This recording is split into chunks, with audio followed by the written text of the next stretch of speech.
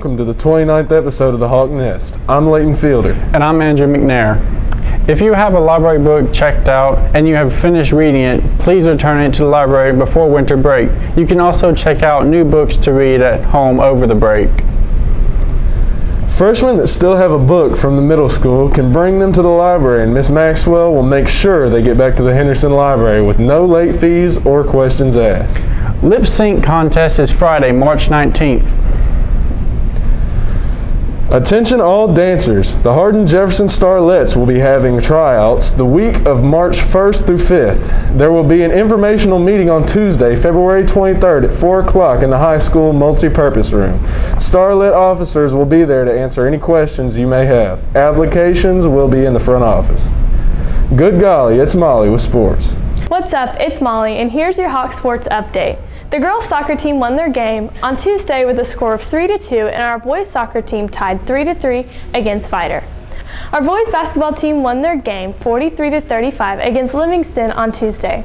The girls' basketball team plays today against Bridge City at East Chambers for their first playoff game of the season.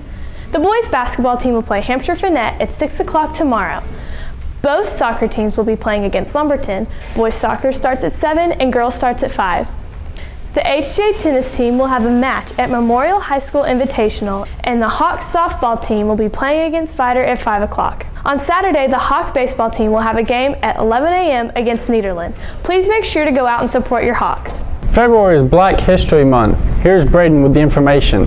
February is Black History Month, which is an annual celebration of achievements by African Americans and at a time for recognizing their central role in U.S. history. One person we can recognize for Black History Month is Lonnie Johnson.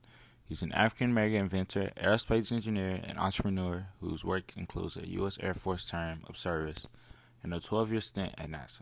But his most famous invention is one of the best toys of the 20th century, the Super Soaker. The Super Soaker is a water gun that shoots out further than any other water gun. This inspiration hit him while he was working on an eco-friendly heat pump, and then it came to existence, all thanks to an accidental discovery. Black History Month first began in 1915, half a century after the 13th Amendment abolishing slavery was passed in the U.S. Each year, the current president chooses a theme to recognize. This year's theme is Black Family, Representation, Identity, and Diversity.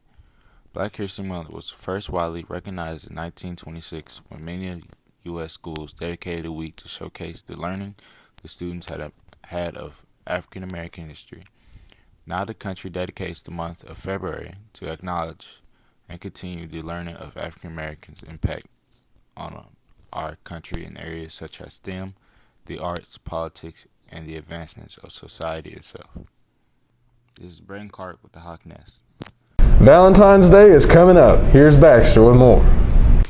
On Tuesday, Madeline and Emma gave us some ideas on what to give our significant other for Valentine's Day. Today, I'm going to briefly explain the history of Valentine's Day. The history of Valentine's Day and the story of its patron saint is shrouded in mystery. We do know that February has long been celebrated as a month of romance and that St. Valentine's Day, as we know it today, contains vestiges of both Christian and ancient Roman tradition. But who was St. Valentine? While some believe Valentine's Day is celebrated in the middle of February to commemorate the anniversary of Valentine's death or burial, which was probably around AD 270, others claim that Christian church may have decided to place St. Valentine's feast day in the middle of February in an effort to Christianize. Other stories suggest that Valentine may have been killed for attempting to help Christians escape harsh Roman prisons, where they were often beaten and tortured. According to one legend, an imprisoned Valentine actually sent the first Valentine greeting himself after he fell in love with a young girl, possibly his jailer's daughter, who visited him during the confinement. Before his death, it is alleged he wrote her a letter that signed "From Your Valentine," an expression that is still used today. Although the truth behind the Valentine legend is murky, the stories all emphasize his appeal as a sympathetic, heroic, and importantly romantic figure. One-act play season has begun. Here is Molly with the details. The one-act play season is back. The cast will be performing a one-act play entitled Digging Up the Boys by Lauren Smith. It's set in the 1930s, and it's about poor people trapped in a mine that they end up just leaving there because it would cost too much money to get them out, and so they just end up dying there in the mine. I play a character called Floyd. My character is one of the 3 miners stuck in the mine. He has the black lung. He is the calmest out of the group. Everyone else is freaking out, asking if they're gonna die. I'm thirsty. I'm so cold. He's calm, and he tells everyone to relax. The one-act play cast has an opportunity to win many awards for their success. Okay, in high school, you have the opportunity to advance all the way up to state. We will go to district competition in March. Then we have the opportunity to advance to by district, area, regional, state. And then you can also gain individual awards. So you have 2 best performers. They select 8 all-star cast, 8 honorable mention, and 8 all-star crew from all the schools that compete together. They have many goals for this year, and one of those goals is making it to state. Make the state, baby. Let's go. Ms. Sanders hopes that the young actors enjoy the process and are proud of their hard work no matter the outcome. They're still a really good cast and crew, very talented.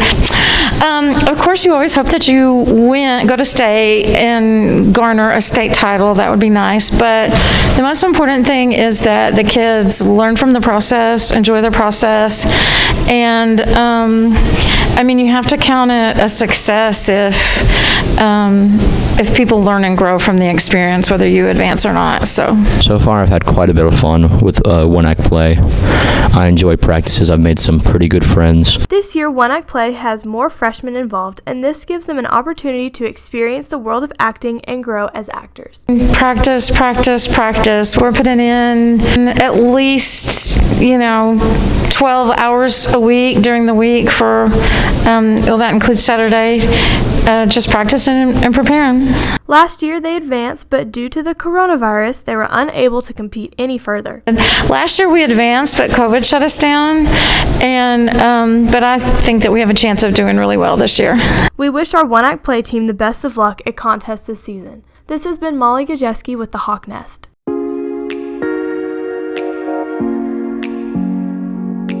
Are you recording right now? Yeah, it's recording.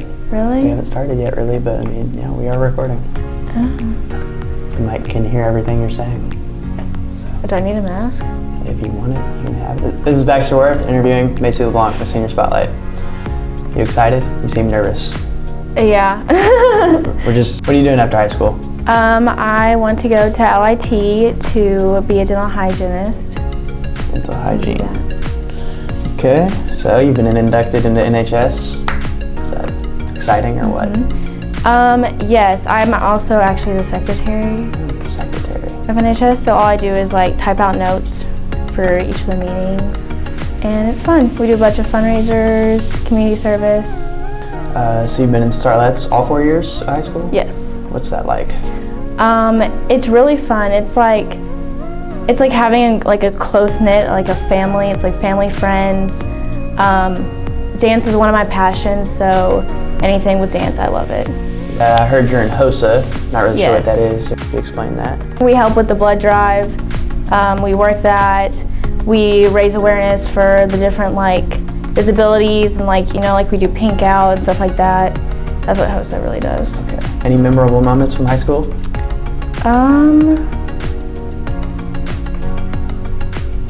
I don't know. I'd have to say like the little things, like the little conversations in class, or like just like having fun, like being a kid for the last 4 years. Okay. Do you have any advice for freshmen coming into high school? Enjoy it while it lasts and just have fun. Also study. Okay. Where was the oldest known Valentine's Day message sent from? A. Paris, B. Prison, C. Windsor Castle, or D. Rome? Yes. King Kong or Godzilla? Godzilla all the way, man. King Kong or Godzilla? King Kong all the way. Just ask. You already know the question, dog. King Kong, because he's a gorilla and he's a big gorilla, and Godzilla's just a lizard, and King Kong or Godzilla, Brody? King Kong. King Kong or Godzilla? King Kong. King Kong or Godzilla? King Kong easily. King Kong or Godzilla? Godzilla. King Kong or Godzilla? Definitely Godzilla. King Kong or Godzilla? King Kong. King Kong or Godzilla? Godzilla. King Kong or Godzilla? King Kong. King Kong. Godzilla. Where was the oldest known Valentine's Day message sent from? The answer is B, prison. The word of the week is rambunctious, which means uncontrollably exuberant or boisterous. That's all for today. And remember, it's a great day to be a hawk.